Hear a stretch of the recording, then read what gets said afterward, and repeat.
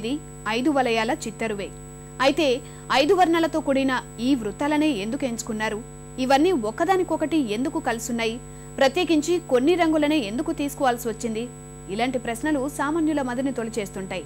త్వరలో London Olympics మొదలవుతున్న నేపథ్యంలో ఈ వృత్తాల పుట్టు పూర్వోత్తరాలు తెలుసుకుందాం.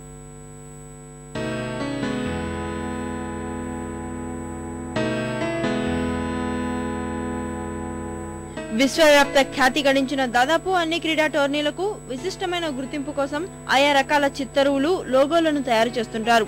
5 వలయాలతో కూడిన లోగో చూడగానే అది ఖచ్చితంగా ఒలింపిక్స్ గురించిన సమాచారాన్ని తెలిపేదే అని అంతా అర్థం చేసుకుంటారు. ఎన్నో రకాల సింబల్స్ వాడుకలో ఉన్న నిర్వాహకులు వీటినే ఎందుకు ఎంచుకున్నారు? వీటి కథా కమామిషి ఏమిటనేది తెలుసుకుందాం. నిజానికి 1896లోనే ఒలింపిక్స్ షురూ అయిన ఈ 5 వలయాల చిత్తరువు మాత్రం 1912లో పురుడు పోసుకుంది. ఒలింపిక్ పితామహుడిగా పేరొందిన బారోన్ పియరీ డి కుబర్ట్నే ఈ లోగోకు ప్రాణం పోశాడు. అయితే ఈ చిత్తరువు మాత్రం 1920లో యాంట్వర్ప్ లో జరిగిన ఒలింపిక్స్ లో వాడుకలోకి వచ్చింది. 1912లో ఈ లోగోకు అప్పటి ఒలింపిక్ కమిటీ ఆమోద ముద్ర వేసింది. 1914లో వరల్డ్ కాంగ్రెస్ కూడా దీనికి ఓకే చెప్పింది. అయితే 1916లో మొదటి ప్రపంచ యుద్ధం కారణంగా ఒలింపిక్ క్రీడలు రద్దవడంతో ఈ లోగోను దాదాపు 8 ఏళ్ల తర్వాత అంటే 1920లో వాడుకలోకి తెచ్చారు. తొలుత ఈ లోగో కేవలం 2 వలయాల కలయికగానే ఉండేది. ప్రపంచ యుద్ధం తర్వాత మళ్లీ అన్ని దేశాల మధ్య ఐకమత్యం చాటేందుకు ఈ వృత్తాల సంఖ్య 5కు చేర్చారు.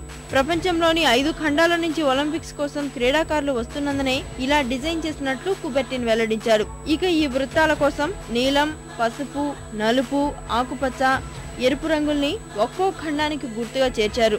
యూరప్ ఖండానికి నీలం, ఆసియాకు పసుపు, ఆఫ్రికాకు నలుపు, ఓషినియాకు ఎరుపు, ఇక అమెరికాకు ఆకుపచ్చ రంగులను కేటాయించారు. 1951 తర్వాత ఈ రంగులు ఒక్కో ఖండానికి ప్రాతిపదికలనే అంశాన్ని ఒలింపిక్ హ్యాండ్ బుక్ నుంచి తొలగించారు. ఇక లోగోలో వలయాలన్నీ ఒకదానితో ఒకటి కలిసి ఉండడాన్ని, అన్ని ఖండాల మధ్య ఐకమత్యానికి గుర్తుగా తయారు చేస్తారు. ఈ వృత్తాలన్నింటి వెనుక తెల్లని రంగు ఉంచడానికి శాంతిని గుర్తు చేయడమే ప్రధాన ఉద్దేశమని నిర్వాహకులు వెల్లడించారు.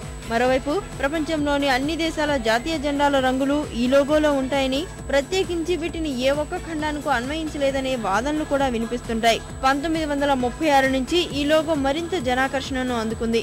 ప్రతి ఎడిషన్ ఆరంభానికి ముందు ఈ లోగోను ఖచ్చితంగా ప్రదర్శించాలని, టోర్నీల కోసం ఈ చిత్తరువును ప్రమోషనల్ అంశంగా వాడుకోవాలని అప్పటి ఒలింపిక్ కమిటీ నిర్ణయించింది.